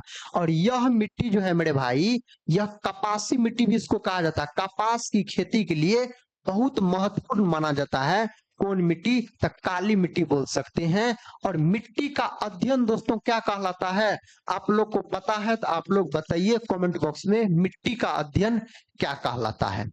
ये रहा नेक्स्ट क्वेश्चन। क्वेश्चन संख्या दोस्तों 31 आपके सामने है। क्वेश्चन कहता है वन कटाई की दर किसमें सबसे अधिक होती है? वन कटाई की दर दोस्तों किसमें सबसे अधिक होता है इस 4 ऑप्शन में से? 30 का डी, जो दोस्तों लोग 30 का डी बताए थे उसका क्या सही है? यहां पर साथी सही उत्तर क्या होगा? प्रश्न संख्या 31 आपके सामने है। 30 का जो दोस्त लोग ऑप्शन डी बताए थे उसका बिल्कुल सही है। ऑप्शन डी वाले साथी सही है। प्रश्न संख्या 31 का उत्तर आप सभी दोस्त लोग बताइए क्या होगा? प्रश्न संख्या 31 का सही जवाब कहता दोस्तों उष्ण कटिबंधीय अंचल, मरु क्षेत्र और शीतोष्ण कटिबंधीय अंचल, उत्तरी वन। ऑप्शन डी, चौथा ऑप्शन वाले साथी आप सही है। ऑप्शन डी इस प्रश्न का सही हो जाएगा। प्रश्न संख्या 31 का जो प्रश्न संख्या 31 है, प्रश्न संख्या 31 का दोस्तों यहाँ पर वन कटाई की दर का था शीतोष्ण कटिबंधीय अंचल बोल सकते हैं। यहाँ पर दोस्तों क्या बोल सकते हैं? ऑप्शन सी बोल सकते हैं। ऑप्शन सी वाले दोस्तों आप सही है। ऑप्शन सी वाले साथी सही है। जो दोस्त लोग ऑप्शन सी बता रहे हैं 31 नंबर प्रश्न का, उसका साथी बिल्कुल सही उत्तर है। 31 का सी, ऑप्शन सी वाले दोस्त बिल्कुल सही है। देखिए नेक्स्ट क्वेश्चन ये रहा। इसका सही उत्तर दोस्तों क्या होगा? प्रश्न कहता है भारतीय संविधान के अनुसार निम्न में से कौन सा मूल अधिकार नहीं है? भारतीय संविधान के अनुसार इनमें से कौन सा मूल अधिकार नहीं है? इसका सही उत्तर दोस्तों बताइए अगर आपको पता है तो। प्रश्न संख्या 32 दोस्तों इसका सही उत्तर क्या होगा? प्रश्न संख्या 32 का साथी सही जवाब क्या हो जाएगा? कहता शिक्षा का अधिकार, सूचना का अधिकार, संपत्ति का अधिकार और जीवन का अधिकार। यहां पर साथी सही जवाब क्या है? ऑप्शन सी है। संपत्ति का जो अधिकार है बोल सकते हैं, इसको 44वां संविधान संशोधन जो हुआ था, कब हुआ था? 1978 में हुआ था। इसमें दोस्तों बोल सकते हैं संपत्ति के अधिकार को मौलिक अधिकार के सूची से हटाकर इसको कानूनी अधिकार बना दिया गया। कानूनी अधिकार दोस्तों इसको बोल सकते हैं बना दिया गया संपत्ति के अधिकार को। तो ऑप्शन सी वाले साथी आप सही हैं। जो दोस्तों लोग ऑप्शन सी लॉक किए होंगे उसका उत्तर बिल्कुल सही होगा। प्रश्न संख्या दोस्तों 33 आपके सामने है और इसका उत्तर आप सभी दोस्तों लोग से गुजारिश है कमेंट बॉक्स में बताइए। कहता भारतीय संविधान का अभिरक्षक कौन है? दोस्तों भारतीय संविधान का अभिरक्षक कौन है? इसका सही उत्तर दोस्तों क्या हो जाएगा? इसका साथी सही उत्तर क्या होगा? प्रश्न संख्या 33 आपके सामने है। प्रश्न संख्या 33 दोस्तों इसका सही उत्तर आप लोग बताइए। कहता भारत का राष्ट्रपति, भारत का सर्वोच्च न्यायालय, भारत का प्रधानमंत्री, राज्यसभा का अध्यक्ष। भारतीय संविधान का जो अभिरक्षक होता है दोस्तों, तो बोल सकते हैं भारत का सर्वोच्च न्यायालय। क्या हो जाएगा? भारत का सर्वोच्च न्यायालय। दूसरा ऑप्शन जो दोस्तों लॉक की है ऑप्शन बी, उसका उत्तर सही है प्रश्न संख्या 33 का।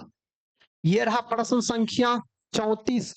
साथी इस प्रश्न का उत्तर क्या होगा? यह प्रश्न बहुत महत्वपूर्ण है और यहाँ पर थोड़ा सा डिस्कशन का भी जरूरत है। कहता है रॉलेट एक्ट जो कि 1919 में आया था, कहता किसके काल में लागू किया गया था? दोस्तों रॉलेट एक्ट है ना, तब तक आप सभी दोस्त लोग कमेंट बॉक्स में भी उत्तर बता सकते हैं। कहता रॉलेट एक्ट जो है 1919 में आया था, किसके काल में लागू किया गया था? दोस्तों बोल सकते लॉर्ड चेम्सफोर्ड के समय में आया था रॉलेट एक्ट। ऑप्शन ए जो दोस्त लोग लॉक किए होंगे उसका सही उत्तर है। साथ ही महात्मा गांधी के द्वारा बोल सकते हैं किसको? तो रॉलेट एक्ट को। रॉलेट दोस्तों बोल सकते अधिनियम यानी एक्ट को महात्मा गांधी के द्वारा काला कानून कहा गया। किसके द्वारा? तो महात्मा दोस्तों गांधी के द्वारा इसको काला कानून कहा गया। कौन कानून कहा गया? तो काला कानून दोस्तों इसको कहा गया, रॉलेट एक्ट को।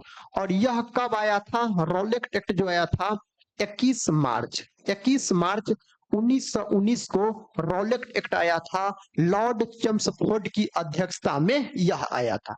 और बोल सकते हो दोस्तों रॉलेट एक्ट को क्या कहा जाता है, इसको ही कहा जाता है बिना वकील, क्या दोस्तों, बिना वकील बोल सकते हैं आप, बिना अपील, बिना वकील, बिना अपील, और बोल सकते हैं आप बिना दलील, बिना दोस्तों दलील, बिना दलील का कानून भी इसी को कहा जाता है, किसको, रॉलेट एक्ट को। जो दोस्त लोग ऑप्शन ए को लॉक किए हैं उसका उत्तर सही है। नेक्स्ट क्वेश्चन ये रहा, इसका उत्तर साथी क्या होगा, आप सभी दोस्त लोग कमेंट बॉक्स में भी इसका सही उत्तर बता सकते हैं। प्रश्न संख्या कहता है राज्य का एक अनिवार्य तत्व निम्न में से कौन सा है, इनमें से सही उत्तर क्या होगा दोस्तों। प्रश्न संख्या 35 आपके सामने है और आप सभी दोस्त लोग का आंसर हम देख रहे हैं। दोस्तों एक बार लाइक वाला बटन को दबा दीजिए, एक बार साथी आप लोग लाइक कर दीजिए। प्रश्न संख्या 35 का सही उत्तर आप लोग बताइए और एक बार लाइक साथी कर दीजिए। कहता है प्रभु संस्था और कथा शासन यानी सरकार, राज्य, क्षेत्र, ये सभी दोस्तों यहाँ पर सही उत्तर हो जाएगा। ऑप्शन डी जो दोस्त लोग बताए होंगे प्रश्न संख्या 35 का उत्तर, उसका बिल्कुल सही है। देखिए नेक्स्ट क्वेश्चन, क्वेश्चन संख्या 36 साथी आपके सामने है। कहता है नौजवान भारत सभा किसने स्थापित की, नौजवान भारत सभा जो है यह किसके द्वारा, सरदार भगत सिंह के द्वारा दोस्तों स्थापित किया गया था, किसके द्वारा, सरदार भगत सिंह के द्वारा। कब बोल सकते हैं, 1926 में, कब दोस्तों, 1926 में, याद रखिएगा। नौजवान भारत सभा का जो स्थापित किया गया, गठन किया गया भगत सिंह के द्वारा 1926 आप बोल सकते हैं। नेक्स्ट क्वेश्चन ये रहा, क्वेश्चन संख्या दोस्तों 37 आपके सामने है। क्वेश्चन कहता है लिच्छवी दोहित्र किसे कहते हैं, इनमें से किसको कहा जाता है, लिच्छवी दोहित्र के नाम से किसको जाना जाता है।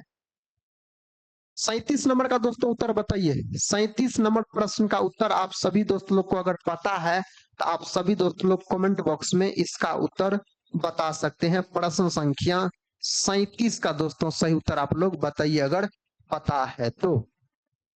कथा चंद्रगुप्त प्रथम को, स्कंदगुप्त को, कुमारगुप्त को और समुद्रगुप्त को, लिच्छवी का दोहित्र जो दोस्तों कहा जाता है, किसको कहा जाता है, समुद्रगुप्त को कहा जाता है। समुद्रगुप्त को बोल सकते हैं आप सिक्कों पर बीना बजाते भी दिखाया गया, सिक्कों पर बोल सकते हैं बीना बजाते हुए दिखाया गया। बीना जो है यह सबसे प्राचीन वाद्य यंत्र है, सबसे प्राचीन वाद्य यंत्र पूछा जाए तो आप बीना ही बोल सकते हैं। समुद्रगुप्त जो है इसको भारत का नेपोलियन भी कहा गया दोस्तों, भारत का बोल सकते हैं आप नेपोलियन के नाम से जाना जाता है, किसको, समुद्रगुप्त को बोल सकते हैं। जो दोस्त लोग ऑप्शन चौथा लॉक किए हैं, ऑप्शन डी को लॉक किए हैं, उसका उत्तर सही है। प्रश्न संख्या 38 दोस्तों आपके सामने है, इसका उत्तर बताइए अगर आपको पता है तो। कहता है पर्ल हार्बर कहाँ स्थित है। प्रश्न संख्या दोस्तों 38 का उत्तर बताइए।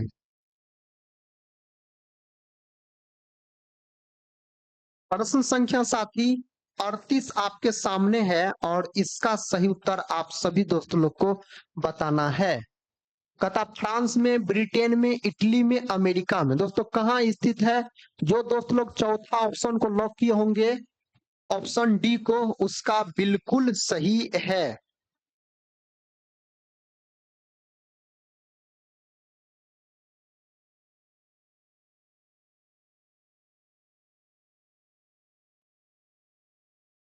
देखिए नेक्स्ट क्वेश्चन, क्वेश्चन कहता है निम्नलिखित में से कौन सा कारक, कहता है कौन सा कारण भारत के उत्तर पश्चिमी भाग में शीत ऋतु में होने वाली वर्षा के लिए उत्तरदायी है। दोस्तों इनमें से कौन सा कारण कहता है जो भारत के उत्तर पश्चिमी भाग में शीत ऋतु में होने वाली वर्षा के लिए उत्तरदायी है। इसका उत्तर दोस्तों आप लोग बताइए अगर पता है तो। प्रश्न संख्या 39 आपके साथी सामने है, प्रश्न संख्या 39 दोस्तों आपके सामने है और इसका सही उत्तर आप सभी दोस्त लोग बताइए क्या होगा। प्रश्न संख्या 39 दोस्तों, इसका सही जवाब क्या हो जाएगा, दूसरा ऑप्शन सही है। पश्चिमी विक्षोभ बोल सकते हैं। जो दोस्त लोग ऑप्शन दूसरा लॉक किए होंगे उसका उत्तर बिल्कुल सही है। नेक्स्ट क्वेश्चन देखिए, क्वेश्चन कहता है प्रधानमंत्री ग्रामोदय योजना कब आरंभ की गई। दोस्तों प्रधानमंत्री ग्रामोदय योजना जो है इसका शुरुआत कब किया गया था? 2005 में, 2008 में, 2000 ईस्वी में और 2002 में। इस प्रश्न का उत्तर कितने दोस्त लोग सही से बता रहे हैं? प्रश्न संख्या 40 का उत्तर 39 का सी बताए, 40 का साथी बताइए। प्रश्न संख्या 40 का सही उत्तर 39 का दोस्तों बी था, और प्रश्न संख्या 40 का सही उत्तर आप लोग बताइए अगर पता है तो। 2005, 2008, 2000 और 2002। ऑप्शन तीसरा सही है, 2000 ईस्वी में प्रधानमंत्री ग्रामोदय योजना शुरू किया गया था। जो दोस्त लोग ऑप्शन सी को लॉक किए होंगे उसका उत्तर बिल्कुल सही है।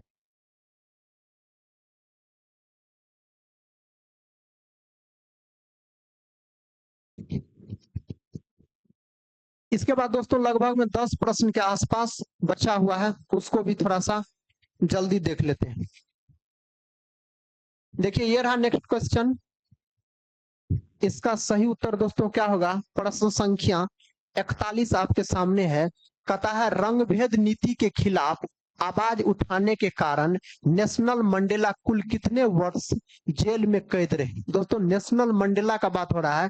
कहता रंग भेद नीति के खिलाफ आवाज उठाने के कारण नेशनल मंडेला कुल कितने वर्ष तक जेल में कैद रहे? कितने वर्ष तक दोस्तों जेल में कैद रहे? ऑप्शन यहाँ पर कौन सही उत्तर है?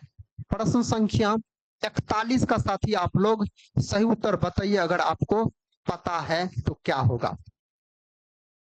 इसका सही जवाब दोस्तों क्या होगा? ऑप्शन ए में कहता है 20 वर्ष, बी में कहता है 15 वर्ष, सी में कहता है 27 वर्ष और डी में कहता है 30 वर्ष। कौन कौन दोस्त लोग इस प्रश्न का सही उत्तर बताए हैं? प्रश्न संख्या 41 का दोस्तों सही जवाब क्या होगा? जो दोस्त लोग ऑप्शन सी को लॉक किए हैं उसका उत्तर बिल्कुल सही है। ऑप्शन सी वाले साथी यहाँ पर बिल्कुल सही है, 27 वर्ष याद रखिए। कितने वर्ष? 27 वर्ष आप बोल सकते हैं। नेक्स्ट क्वेश्चन कहता है इनमें से कौन सी नदी अरब सागर में मिलती है? दोस्तों अरब सागर में यहाँ पर मिलने वाली यानी गिरने वाली नदी पूछा गया है। कौन सागर में? अरब सागर में। प्रश्न संख्या 42 दोस्तों आपके सामने है और इसका सही उत्तर आप सभी दोस्तों लोग को कमेंट बॉक्स में बताना है जो क्या होगा। कहता है अरब सागर में गिरने वाली नदी क्या हो जाएगा? यहाँ पर दोस्तों सिंधु नदी हो जाएगा। अरब सागर में गिरने वाली नदी अगर आपसे पूछा जाए तो सिंधु नदी आप बोल सकते हैं। और ये सब जो नदी है यह बंगाल की खाड़ी में गिरने वाली नदी है। स्पीड में दोस्तों सारे प्रश्न हम देख लेते हैं। देखिए नेक्स्ट क्वेश्चन ये रहा। कहता है इनमें से कौन ओडिशा की पारंपरिक चित्रकारी है? दोस्तों ओडिशा की पारंपरिक चित्रकारी यहाँ पर पूछा गया है। इनमें से सही उत्तर क्या होगा? साथी प्रश्न संख्या 43 का सही उत्तर बताइए अगर पता है तो। प्रश्न संख्या 43 का सही उत्तर आप सभी दोस्त लोग बताइए।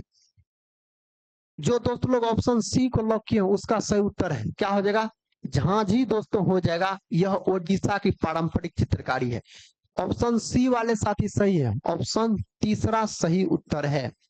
नेक्स्ट क्वेश्चन देखिए, क्वेश्चन संख्या 44 कहता है इनमें कौन रिजर्व बैंक का गवर्नर नहीं रहा? इसमें दोस्तों भारतीय रिजर्व बैंक जो है यानी आरबीआई, इसका गवर्नर इनमें से कौन नहीं रहा? इस 4 ऑप्शन में से कौन दोस्तों नहीं रहा? प्रश्न संख्या 44 का उत्तर आप सभी दोस्त लोग बताइए इनमें से कौन नहीं रहा दोस्तों। ऑप्शन ए में है मनमोहन सिंह, बी में है सुनील अरोड़ा और सी में है उर्जित पटेल, रघुराम जी राजन। दोस्तों मनमोहन सिंह रहा है बोल सकते, वित्त मंत्री यह भी थे। उसके बाद उर्जित पटेल भी, रघुराम राजन जी। यहाँ पर ऑप्शन दूसरा सही उत्तर है। सुनील अरोड़ा जो है दोस्तों यह नहीं रहे रिजर्व बैंक का गवर्नर, यह नहीं रहे। ऑप्शन दूसरा जो दोस्त लोग लॉक किए होंगे उसका उत्तर बिल्कुल सही है। प्रश्न संख्या देखिए 45 दोस्तों, इसका सही जवाब क्या होगा? कहता है इनमें से कौन बाणभट्ट द्वारा लिखित प्राचीन पुस्तक है। दोस्तों बाणभट्ट के द्वारा इनमें से कौन लिखा गया पुस्तक है, बाणभट्ट के द्वारा। तो कादम्बरी दोस्तों इसके द्वारा लिखा गया है, कादम्बरी बोल सकते हैं। और हर्षचरित इसके द्वारा लिखा गया। गीत गोविंद जो है दोस्तों, गीत गोविंद यह किसके द्वारा लिखा गया, जयदेव के द्वारा लिखा गया। जयदेव जो थे न, यह लक्ष्मण सेन के दरबारी कवि थे। किसके, लक्ष्मण सेन के दरबारी कवि थे। सबसे डरपोक शासक थे दोस्तों लक्ष्मण सेन, आप बोल सकते हैं। और मृच्छकटिकम जो है इसका दोस्तों पुस्तक किसके पुस्तक है बोल सकते हैं आप, शूद्रक का बोल सकते हैं। किसका, शूद्रक का। साथी एक बार देख लीजिएगा। मेघदूतम जो है यह कालिदास का है। किसका है, कालिदास का है। प्रश्न संख्या देखिए 46 आपके सामने है। इसका उत्तर आप सभी दोस्त लोग कमेंट बॉक्स में बताइए क्या होगा। प्रश्न संख्या दोस्तों 46 आपके सामने है। इसका सही जवाब क्या होगा।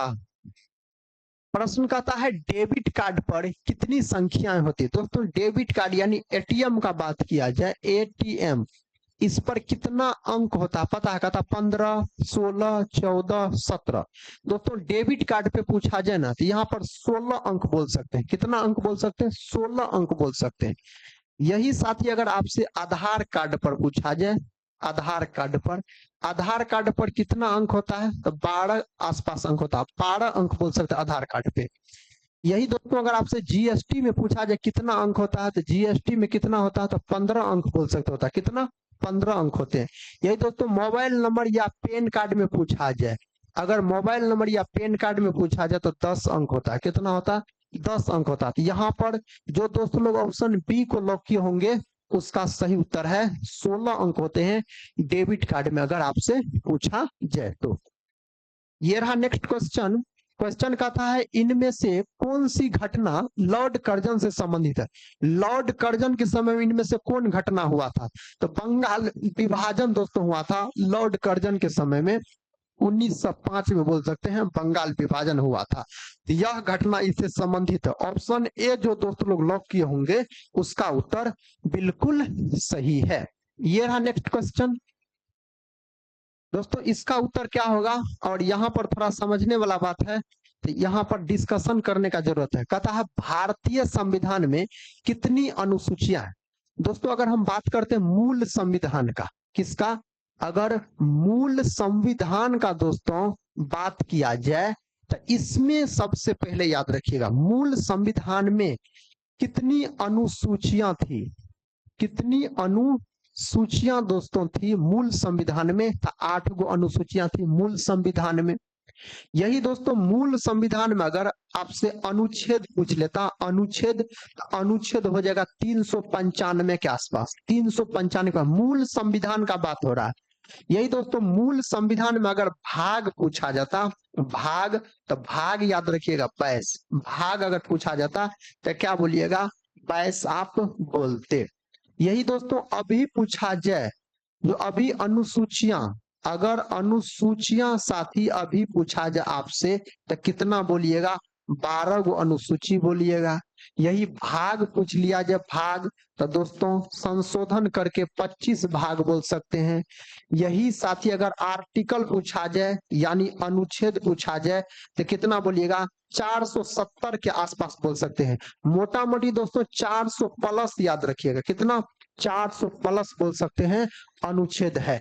यहाँ पर भारतीय संविधान में कितनी अनुसूचियां के बारे में पूछा गया है तो 12 गो अनुसूची है। कितना दोस्तों, 12 गो। जो दोस्तों लोग ऑप्शन बी को लॉक किए होंगे उसका उत्तर सही है।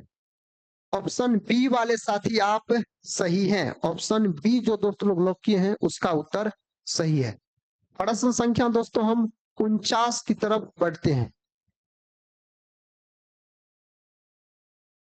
देखिए ये रहा नेक्स्ट क्वेश्चन। इसका उत्तर क्या होगा। क्वेश्चन कहता है जनगणना 2011 के अनुसार भारत का जनघनत्व कितना है। जनगणना 2011 के अनुसार तो दोस्तों 382 प्रति वर्ग किमी याद रखिएगा, जनगणना 2011 के अनुसार। तो प्रश्न संख्या 49 का जो सही उत्तर हो जाएगा ऑप्शन बी हो जाएगा। दूसरा ऑप्शन क्या है, सही है इसके लिए।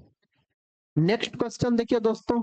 इसका उत्तर बताइए क्या होगा। प्रश्न संख्या 50 आपके सामने है। कहता है भारतीय संविधान के किस अनुच्छेद के तहत हिंदी को आधिकारिक राजभाषा घोषित किया गया। कौन अनुच्छेद के अनुसार। अनुच्छेद 273, अनुच्छेद 343, अनुच्छेद 360, अनुच्छेद 370। यहाँ पर सही उत्तर हो जाएगा ऑप्शन 2, यानी ऑप्शन बी वाले साथी आप सही हैं। जो अगर आपसे हिंदी को आधिकारिक राजभाषा पूछा जाए तो अनुच्छेद 343 के तहत याद रखिएगा। यही अगर हिंदी दिवस पूछा जाए, जो राष्ट्रीय हिंदी दिवस, राष्ट्रीय दोस्तों आपसे हिंदी दिवस अगर मेरे भाई पूछ लिया जाए तो यह मनाया जाता है कब। तो यह मनाया जाता है 14 सितंबर के दिन मनाया जाता है। यही दोस्तों अगर आपसे विश्व हिंदी दिवस पूछा जाए, विश्व हिंदी दिवस, तो विश्व हिंदी दिवस कब मनाया जाता है। तो यह 10 दिसंबर के दिन या 10 जनवरी दोस्तों, 10 जनवरी के दिन बोल सकते हैं। किस दिन। तो 10 जनवरी के दिन मनाया जाता है विश्व हिंदी दिवस के रूप में। तो साथी इसका सही उत्तर ऑप्शन क्या हो जाएगा, बी हो जाएगा। आप सभी दोस्त लोग इस सेशन को एक बार लाइक जरूर कर दीजिए। आज के इस सेशन के अंतर्गत दोस्तों हम टोटल आपको 50 प्रश्न करवाए। और आज का यह लाइव सेशन कैसा लगा आप सभी दोस्तों लोग कमेंट बॉक्स में जरूर बताइएगा। अगर आप लोग चैनल पे पहली बार विजिट कर रहे होंगे तो चैनल को सब्सक्राइब कर बेल आइकन को प्रेस जरूर कर लीजिएगा।